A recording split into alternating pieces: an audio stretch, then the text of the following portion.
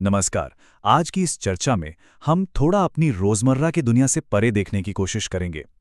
हम एक ऐसे आयाम को समझने की कोशिश करेंगे जो शायद हमारी आंखों से तो नहीं दिखता, लेकिन हमारे होने का, हमारे अस्तित्व का एक बहुत ही जरूरी हिस्सा हो सकता है। चलिए इस एक बड़े सवाल से शुरुआत करते हैं। क्या हमारी पहचान सिर्फ यही है, ये शरीर जिसे हम देख सकते हैं, छू सकते हैं, या फिर हमारे अस्तित्व का कोई गहरा पहलू भी है जो शायद जगह और समय की सीमाओं से भी परे है?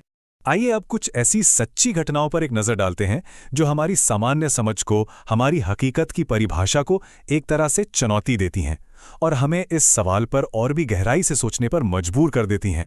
जरा सोचिए, पहले विश्व युद्ध के समय की बात है। वाओ और डॉन दो सैनिक थे, बहुत गहरे दोस्त। एक हमले में डॉन की मौत हो गई, लेकिन वो बच गया। पर जब वॉर ठीक हुआ ना, तो वो जैसे कोई और ही इंसान बन चुका था। वो खुद को डॉन कहने लगा, डॉन की तरह ही बात करता था। और कमाल की बात तो ये है कि उसने डॉन के माता पिता को वो निजी बातें बताकर पहचान लिया जो सिर्फ उनका बेटा ही जान सकता था। ऐसा लग रहा था जैसे डॉन की चेतना ने वॉ के शरीर में अपना एक नया घर बना लिया हो। और ये घटना तो और भी हैरान करने वाली है। साल था 1918। फ्रांस में एक छोटा सा लड़का टैड अचानक चीखने लगता है। कहता है, मेरे पिता का दम घुट रहा है, और बेहोश हो जाता है। जब उसे होश आता है तो वो कहता है अब वो ठीक है, बात आई गई हो गई। लेकिन महीनों बाद जब उसके पिता युद्ध से वापस लौटे तो एक अविश्वसनीय कहानी सामने आई। पता चला कि ठीक उसी दिन और उसी समय वो एक गैस चैम्बर में फंस गए थे और मौत के बिल्कुल करीब थे जब उन्हें अपने बेटे टैड का एक दर्शन हुआ जिसने उन्हें बाहर निकलने का रास्ता दिखाया। तो यहाँ सबसे बड़ा सवाल यही उठता है कि ये सब हुआ कैसे। ये तो नामुमकिन लगता है ना? चेतना यानी कि कॉन्शियसनेस, वो अपने शरीर की सीमाओं को कैसे तोड़ सकती है, कैसे वो यात्रा कर सकती है, किसी और के शरीर में जा सकती है या मीलों दूर किसी को देख सकती है? इन रहस्यमयी अनुभवों के पीछे आखिर राज क्या है? इन सारे सवालों का जवाब शायद एक बहुत ही प्राचीन और गहरी अवधारणा में छिपा हो सकता है। एक ऐसी धारणा जो एक ऐसे अस्तित्व की बात करती है जो हमारे इस भौतिक शरीर से कहीं ज्यादा सूक्ष्म और शक्तिशाली है। भारतीय दर्शन में इसे सूक्ष्म शरीर या सटल बॉडी कहा गया है। ये क्या है? ये हमारे इस भौतिक शरीर का ही एक ऊर्जावान ब्लूप्रिंट है, एक खाका है। ये किसी मांस या हड्डी से नहीं बल्कि शुद्ध ऊर्जा से बना है, और इसे बाहरी आंखों से नहीं बल्कि सिर्फ अपनी अंदरूनी जागरूकता से ही महसूस किया जा सकता है। अब यहाँ जो तुलना है वो वाकई में हमारी सोच को एक नई दिशा देती है। देखिए, एक तरफ है हमारा स्थूल शरीर जो कि भौतिक नियमों, जगह और समय की सीमाओं में बंधा हुआ है, लेकिन दूसरी तरफ है सूक्ष्म शरीर जो विचार की गति से, यानी पलक झपकते ही ब्रह्मांड में कहीं भी सफर कर सकता है।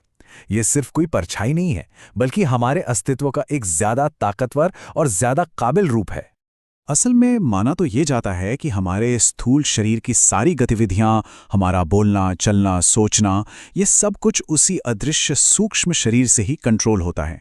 जब ये सूक्ष्म शरीर काम करना बंद कर देता है तो हमारा स्थूल शरीर भी बस एक निर्जीव ढांचा रह जाता है। तो फिर सवाल ये है कि इस सूक्ष्म शरीर को शक्ति कहाँ से मिलती है? कौन सी ऊर्जा है जो इसे इतनी असाधारण क्षमताएं देती है?